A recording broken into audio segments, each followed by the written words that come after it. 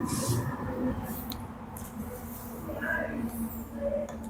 जी, इस चैप्टर का ये इम्पोर्टेंट टॉपिक है ऊर्जा समविभाजन का नियम। 2 नंबर में आता है, केवल नियम भर आता है, इधर इधर का तो मैं एग्जाम्पल में लिख दिया हूँ। ठीक है, और इसको याद नहीं करना है, बस ये फार्मूला याद करना है, इससे उसका कथन बन जाएगा। ठीक है, एफ का मतलब है गैस की कोटियाँ। कल हम पढ़े थे कि गैस जो है जितने संभव दिशाओं में गति कर सकता है, उन्हीं दिशाओं की संख्या को हम क्या बोलते हैं? कोटि। ठीक है, तो ये जो ऊर्जा समविभाजन का नियम ये कहता है कि तापीय साम्य हो, माने ताप कम ज्यादा ना हो, बराबर हो, तो क्या होता है?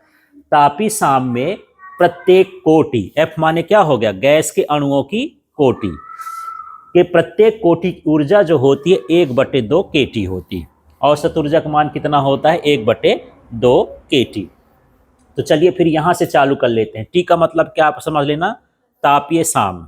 तापीय साम्य में गैस के फिर इसका प्रत्येक कोटि की औसत ऊर्जा का मान 1/2 केटी होता है। ठीक है, क्या बोलोगे? शुरू में बोलो तो तापीय साम्य में, फिर इसका नाम गैस के प्रत्येक कोटि की, फिर इसका नाम औसत ऊर्जा 1/2 केटी होती। ठीक है, अब ये के क्या है, टी क्या है, वहां भी बता देना है।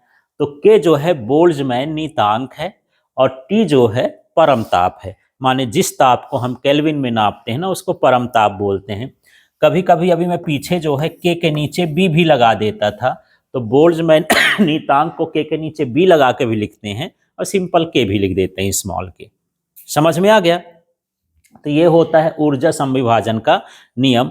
कभी कभी खाली स्थान में भरने के लिए आ जाता है, तो ऊर्जा समविभाजन के नियम के अनुसार गैस के प्रत्येक कोटि की ऊर्जा खाली स्थान होती है, तो क्या भरोगे? 1/2 केटी, इस तरह से। ठीक, और कभी कभी 2 नंबर में सीधा पूछ देता है ऊर्जा समविभाजन का नियम। कहता क्या है कि भैया ये 3 दिशाओं में जा सकता है, यदि इधर जाएगा तब भी उसकी ऊर्जा 1/2 केटी रहेगी, ऊपर जाएगा तब भी ये रहेगी, इधर जाएगा तब भी रहेगी, नीचे जाएगा तो ये भी, घूमेगा तब भी, कंपन करेगा तब भी, जितनी भी गतियां करेगा, जितनी भी उसकी कोटियां होंगी, सबकी ऊर्जा का मान कितना होगा? 1/2 केटी। ठीक है, अब यहां पर एफ का मतलब क्या हो गया? स्वतंत्र कोटियां, कल हम पढ़े थे।